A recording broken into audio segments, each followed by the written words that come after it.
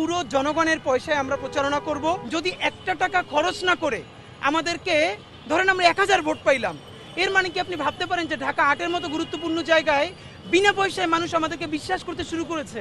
তাহলে এই সততা ধরে রাখতে পারলে তো ভবিষ্যতের বাংলাদেশ ইনশাল্লাহ তরুণরাই নেতৃত্ব দিবে।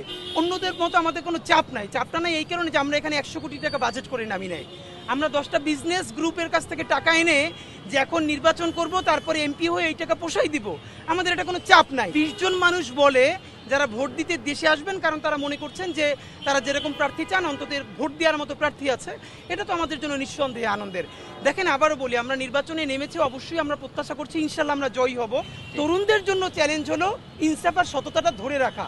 এবং আজকে বলি, জাবের এখানে আছে, আর জাবেরের নাম্বারটা কে যেন খুঁজে বের করে আমরা এখানে আসার আগে বিদেশ থেকে এক ভাই 20,000 টাকা আজকে পাঠিয়েছে, যে সে চায় আমরা যেন প্রতিদিন ক্যাম্পেইনে বাতাসা বা অন্য কিছু আমাদের ভাইদেরকে খাওয়াই। এবং আমার নাম্বার খুঁজে পাচ্ছিল না, জাবেরের নাম্বার কিভাবে খুঁজে পেয়ে তাকে পাঠিয়েছে। তো এইটা আমরা কেন বললাম, এই 20,000 টাকা আমাদের কাছে 20 লক্ষ টাকার বেশি, কারণ আমরা তাকে চিনি না। তা আমরা মনে করছি এই পুরো জনগণের পয়সায় আমরা প্রচারণা করব।